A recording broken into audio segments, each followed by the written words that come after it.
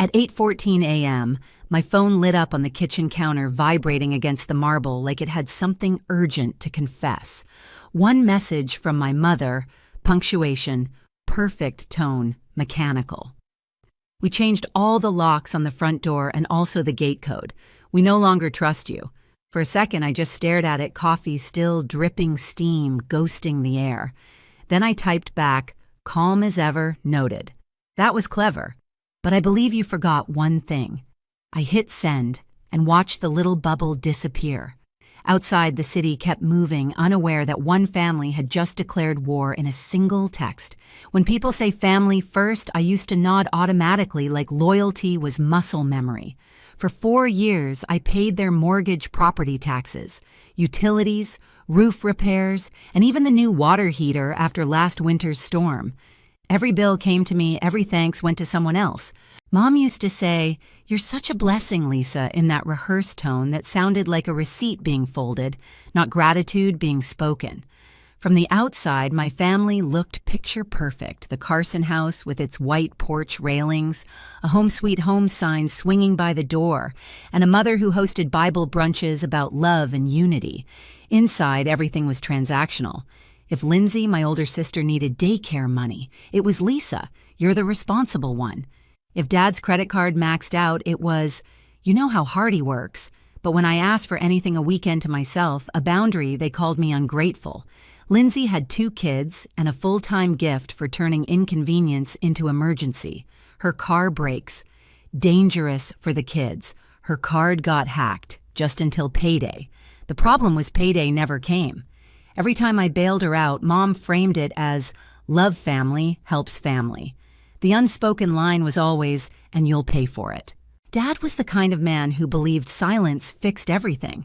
He avoided conflict like it was contagious, cracking jokes whenever tension filled a room. "Hey, Liz," he'd laugh, "at least you're not broke, right?" Once he borrowed my name to apply for a small loan, just a paperwork mix-up, he said. I let it go like I always did. Because in our family, the peacekeeper didn't win arguments, she absorbed them. The house itself had become a shrine to that dynamic. I'd visit and see the curtains I'd paid for, the roof I'd replaced, and my mother beaming like she'd built it brick by brick. She'd pour me tea and remind me how blessed we were that Lindsay found such a beautiful home. I never corrected her. I just smiled my throat tight, pretending I didn't notice she used the word we as if I wasn't sitting right there. Some nights I'd lie awake in my apartment staring at the ceiling fan, replaying every favor I'd said yes to. It started as kindness and turned into a system one where love was measured in payments made on time. Somewhere along the way, I stopped being the daughter and became the donor. So when that message came, "We no longer trust you," it didn't feel like betrayal. It felt like confirmation. They'd just put in writing what had been true for years. The locks were changed, but the door had been closing long before that. It started with a Facebook post I wasn't supposed to see. I was waiting curbside for a grocery pickup when the algorithm handed me a little betrayal wrapped in family pride. There they were, Mom, Dad, and Lindsay standing on the porch of my house, the one I'd been paying for 4 years. Mom's caption read, "So proud of our daughter Lindsay for building a home we can all share. It's finally in the right hands." I read it 3 times, hoping my name might appear somewhere, maybe in the comments. It didn't. Just a stream of hearts. And she's such a good daughter from relatives who never once called to ask how I was. My throat burned, and the grocery clerk's voice barely reached me. "Ma'am, your order's ready." I couldn't even move. Later, I called the bank, part logic, part denial. The woman on the line chirped, "Yes, Ms. Carson. You're still the primary on the mortgage, but there was a request last week to change that to a Miss Lindsay Carson. Verification pending." My stomach dropped. Someone had tried to rewrite ownership like it was a name tag. By the time I checked my account, the theft was quiet but obvious. $2 and $400 transferred out to a familiar card. Lindsay's emergency visa. I texted her, "Did you use my card again?" 10 minutes later. "Don't make it a thing, Lisa. The kids needed shoes. We're still sharing that one, right?" We weren't. Then Mom chimed in, "Honey, Lindsay's going through so much. She said she'll pay you back. Let's not start a war over a few dollars." A few dollars. I stared at the screen, my hands shaking, but not from rage, from recognition. It had never been about money. It was about value. Their emergencies always outweighed my boundaries. That night, a notification blinked Family Circle group chat. I hadn't looked in months, but curiosity is a cruel thing. Inside, someone had posted a meme, a man handing over his wallet. The caption read, "Big sponsor energy." A cousin tagged me. Another replied, "Can we get you to fund my loans next?" Even Dad joined in, "Only if you name your next cat after the bank." No one said it was cruel. No one defended me. I left the chat. They added me back with balloons. I left again and blocked everyone. It should have felt childish. Instead, it felt like air. A week later, I stopped by the house to mow the backyard, old habit. Halfway through, I heard laughter from the kitchen window. Lindsay's voice bright and easy. "Did you see her face when Aunt Karen asked about the deed? She looked like a guest." Mom laughed too, that low, satisfied tone. "Once the paperwork clears, there's nothing she can say." She insisted on putting the mortgage in her name. Her problem now. Then Lindsay sharper. "She's always been distant, a guest with a wallet." And Mom finished it. "She's not family anymore. She's just a sponsor." The hose slipped from my hand. Water spilled over my shoes, but I didn't move. I didn't cry either. Something inside me turned still, like water freezing mid-pour. I didn't go inside that day. I turned off the mower, left it right there in the yard, and drove home with the windows down, letting the wind dry whatever was left of the sting. By the time I reached my apartment, I knew exactly what I had to do. The house wasn't mine anymore, not really. But the payments, the proof were. I sat at my kitchen table, the same place I'd read Mom's message a week earlier. The coffee stain from that morning was still faintly visible on the counter, like a watermark on a document. I opened my laptop, logged into my bank, and hovered over the auto transfer that read $4 or $800, recurring monthly payment. The cursor blinked. My hand didn't tremble. Cancel. The confirmation screen flashed once, and that was it. 4 years of silence undone in a single click. I leaned back in my chair, a strange calm settling over me. The kind that doesn't come after victory, it comes after clarity. I opened a new spreadsheet and started typing mortgage, property tax, roof repairs, utilities, insurance, daycare, groceries. Each entry got a date, an amount, a short note. Line after line, 4 years of transactions came alive again. Like ghosts, I was finally calling by name. When I finished, the total glared up at me, 211 yuan, $723, 84 hours. My breath caught, not from regret, but from validation. I printed every page and slid them into a binder. Then, for the first time in years, I labeled something for myself evidence. That night, a soft thud at my door pulled me from the numbers. A white envelope with gold edges, no return address.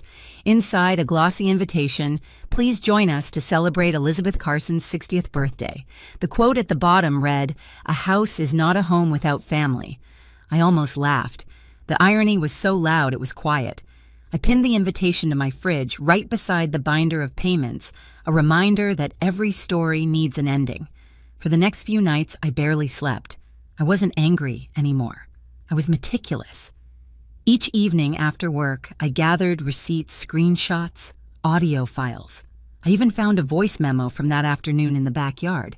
My phone had been recording from my pocket. The line played back crisp and cruel. "She's not family anymore. She's just a sponsor." Hearing it again didn't hurt, it focused me. That sentence had been the final transaction. They defined me as a sponsor. Fine. Sponsors can cancel. Sponsors can audit. I texted Grandpa that night, "I'm going to Mom's party. I think it's time things are said out loud." No reply came, but I knew he read it. He always did. He was the only one who never asked for money, never treated kindness like a down payment. The day before the party, I rehearsed. Not words, but composure. I stood in front of my mirror wearing a navy blazer and jeans, hair tied back, nothing fancy.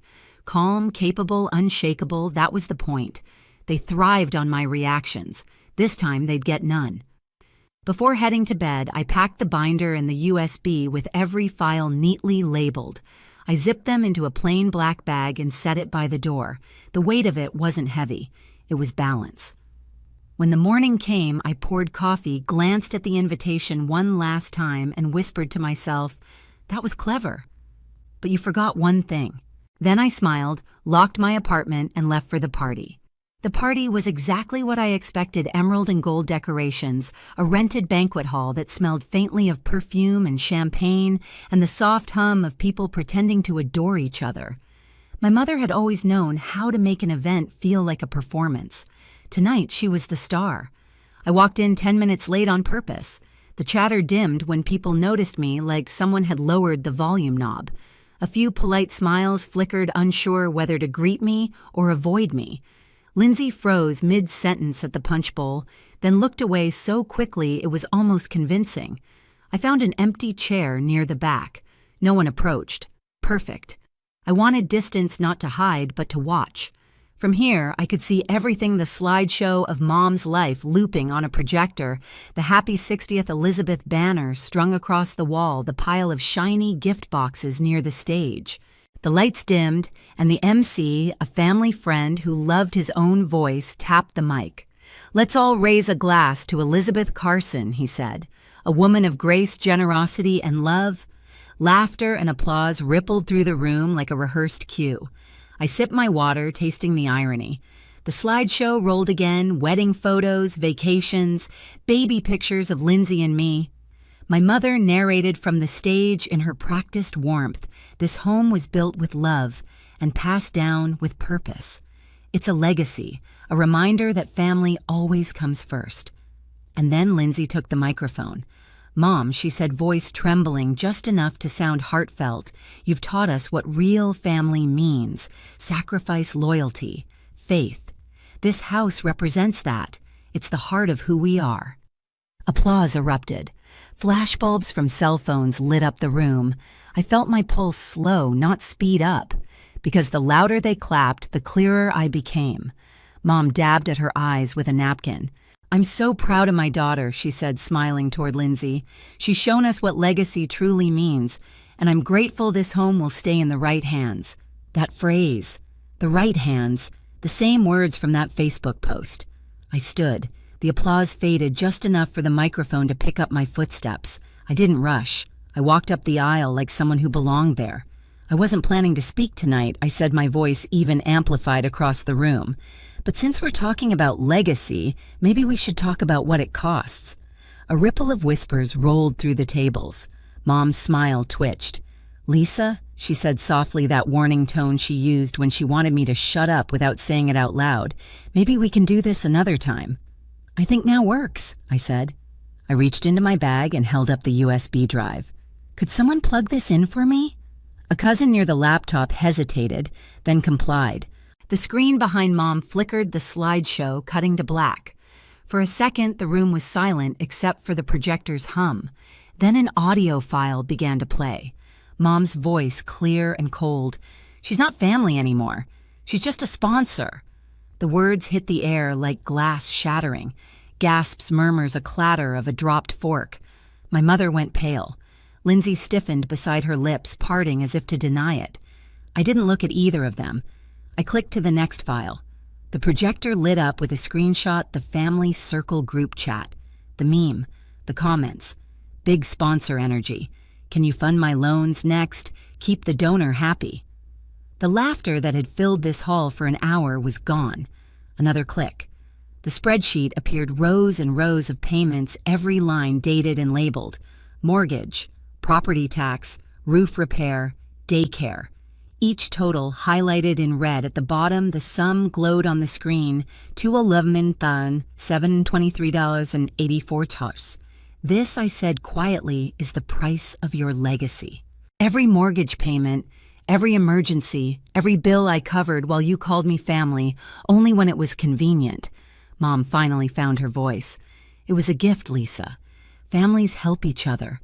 I met her eyes. "No, families thank each other. Gifts come with gratitude, not deceit." Dad rose from his chair, voice trembling with anger. "You don't come here and humiliate your mother in front of everyone." I turned toward him. "You mean the way you used my name for that bank loan without asking? Because I still have the paperwork. Should I show that too?" He froze. His mouth open, closed, then shut completely. Lindsay stepped forward, face flushed. "You're blowing this out of proportion." "We were just stealing," I finished for her, redefining ownership. Her jaw tightened. "You always think you're better than everyone?" "I don't think that," I interrupted. "I just think I finally see everyone clearly." The room had gone utterly still. Even the kids in the corner were silent. I could hear the faint buzz of the fluorescent lights. Then the doors at the back of the hall opened. The sound of a cane tapping echoed as my grandfather stepped in. Conversations broke into stunned whispers. He hadn't attended a family event in years. He made his way slowly toward the stage, stopping beside me. The lines on his face looked carved from resolve. He took the microphone from my hand and turned first to my mother. "You raised a thief," he said quietly. Then to my father, and a coward. A collective breath caught in the room. Finally, he faced me.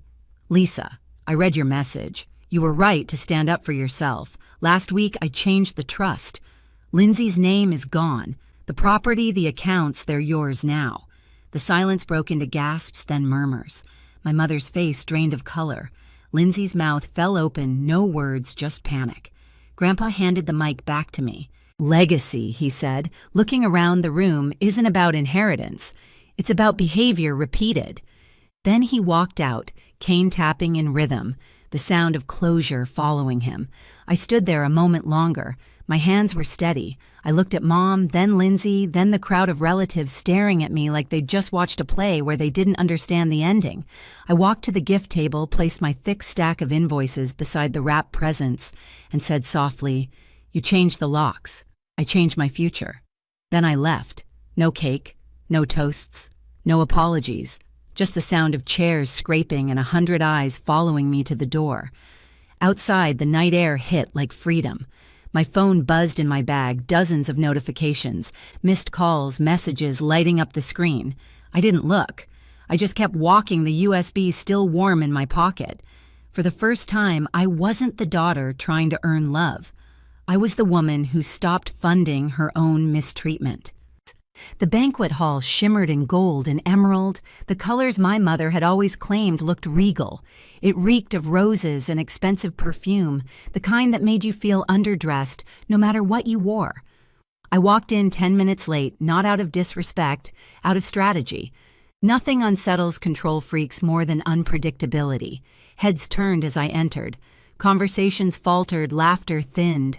I saw it ripple across the room like a chill recognition discomfort gossip in real time.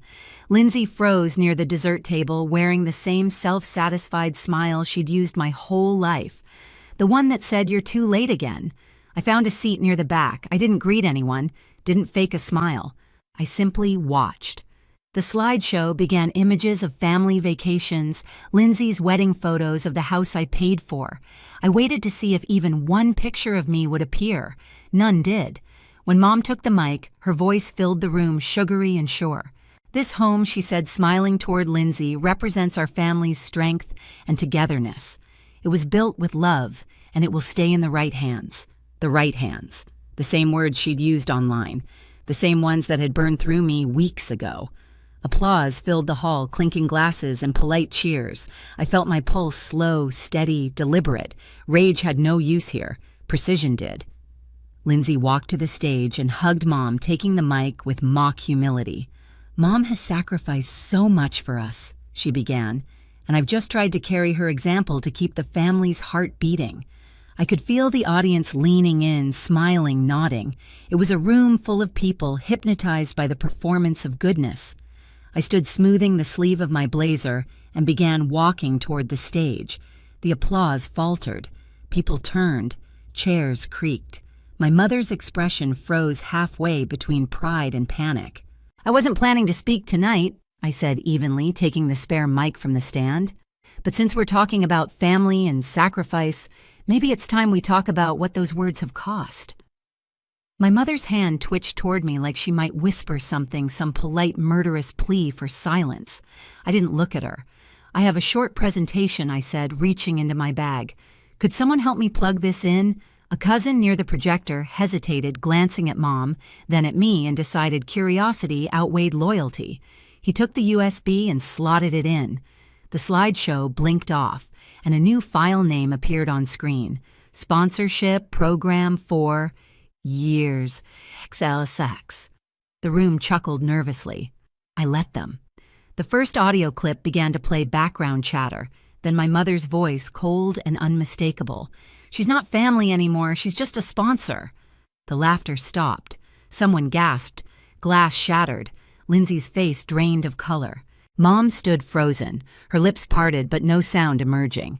I waited for the echo to die before I spoke. That was recorded 3 weeks ago, the day you told me I wasn't family. I clicked to the next slide screenshots of the group chat. The meme of a man handing over his wallet. The comments, big sponsor energy. Can you fund my loans next? Keep the donor happy. This, I said, is what love looks like in the Carson family. No one moved. I heard a chair leg scrape against the floor. Click. The spreadsheet filled the screen, rows of payments, line after line, mortgage, property tax, roof repairs, daycare, groceries. 4 years' worth of invisible labor. At the bottom, a total in red, $723.84. This, I said quietly, is what that love cost. Dad rose from his chair, red-faced. You're embarrassing your mother. Turn that off right now. I looked straight at him. You mean like you embarrassed me when you took out a loan in my name because I still have the paperwork? Should I project that next? He froze, sinking slowly back down. The audience shifted, murmurs, spreading eyes darting between me and my parents. Mom finally found her voice brittle and trembling. Lisa, it was never about money. Families help each other. I met her gaze. No, Mom. Families thank each other. Families don't rewrite ownership and then lock you out of the house you've been paying for. Lindsay's voice cut in sharp and desperate. You're twisting everything. It wasn't like that. I turned to her. Really? Because the bank records the chat logs and this audio seem pretty clear. But go ahead. What part am I twisting? Her mouth opened, then closed. Nothing came out. The silence was thick enough to choke on. Every relative in that room had an opinion. None of them dared speak it aloud. Then came the sound, steady, rhythmic, tap, tap, tap. The doors opened and my grandfather entered, leaning on his cane. Conversation died entirely. Even my mother looked startled. He walked down the aisle, slowly ignoring the stares until he reached me. His presence filled the space without raising his voice. Lisa, he said softly, taking the mic from my hand. You were right. He turned to my mother. Elizabeth, you raised a thief. His eyes flicked to my father. And you became a coward. Gasps rolled through the room. My mother's hand flew to her chest, eyes wide with humiliation. Grandpa continued, voice even deliberate.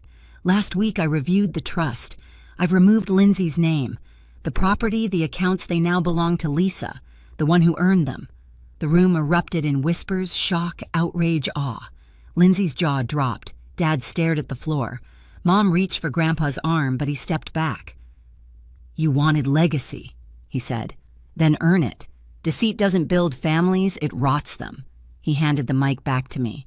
Your turn, kid. I nodded once, then faced the crowd again. My heartbeat was steady. The storm was already over. I was just narrating the damage. I lifted the binder from my bag and placed it on the gift table right between a bouquet and a box wrapped in gold paper. You changed the locks, I said quietly. I changed my future. No one clapped. No one dared. I walked off the stage, every step deliberate. The hall was silent except for the hum of the projector still showing the final slide, paid in full. As I reached the door, my mother's voice broke the silence, small and pleading. Lisa, wait. I paused but didn't turn around. She said, You don't understand. I understand perfectly, I said. You taught me. Then I walked out. Outside, the cool night wrapped around me like mercy. I could still hear the muffled noise of the party behind me, voices, rising chairs, scraping, someone crying. I kept walking until it all faded. My phone buzzed again and again, Mom, Dad, Lindsay, all lighting up the screen. I let it ring until it stopped. Then another vibration, a voicemail from Grandpa. I pressed play. His voice was calm. Proud of you, kid. You did what needed to be done. I smiled to myself, sliding the phone into my pocket. For the first time, silence didn't feel empty. It felt earned. I looked up at the sky, the streetlight casting long shadows on the pavement. My hands didn't shake. My breathing was steady. And for once, the night didn't feel cold. It felt clean. By morning, my inbox was a battlefield emails from a law office subject line in all caps, settlement proposal urgent. I skimmed the message. They wanted to resolve the misunderstanding amicably. Translation, hush money. I typed back one line. Full repayment within 72 hours, or I go public. Then I closed my laptop and poured myself another coffee. They wired the full amount on the third day. 211 and $723.84. No apology, no explanation, just numbers, the language they'd always spoken best. I replied, transaction received. No further contact necessary. And that was it. After that, the noise stopped. No calls, no texts, no fake concern, just quiet. The kind that doesn't ache, it breathes. I cleaned my apartment, bought daisies from the market, rearranged the bookshelves. When my phone finally stayed still, I realized peace doesn't sound like angels singing. It sounds like nothing demanding your attention. A week later, I drove to Grandpa's house. He was on the porch with his tea sunlight caught in the wrinkles around his eyes. They're furious, he said, smiling a little. Good, I answered. Maybe fury will make them think, he nodded. Forgiveness requires accountability, he said. They haven't earned it. I stayed until sunset. Neither of us spoke much. We didn't need to. When I got home, I stood on my balcony watching the city shift from gold to blue. My phone buzzed once more, an unknown number, a single image, the old house overgrown and empty. On the back, in Mom's handwriting, "We miss you. Please come home." I folded it carefully and slid it into my drawer. Home isn't where you're locked out. It's where you can finally breathe. They changed the locks. I changed my life. I used to think peace would come with forgiveness, but now I know it comes with distance. I don't wait for their calls. I don't check my inbox hoping for remorse. I stop mistaking access for love. Some people think cutting ties is cruel. Truth is it's the kindest thing I've ever done for myself. When I wake up now, there's no background tension humming under the day, just sunlight, coffee, and quiet. That's freedom. Not dramatic, not loud, just mine. If you've ever been the one holding a family together while they tear you apart, remember this: silence isn't weakness. Sometimes it's the first step toward peace. They changed the locks. I changed my life. If this story hit home, share us, leave a comment, and hit subscribe for more stories like this.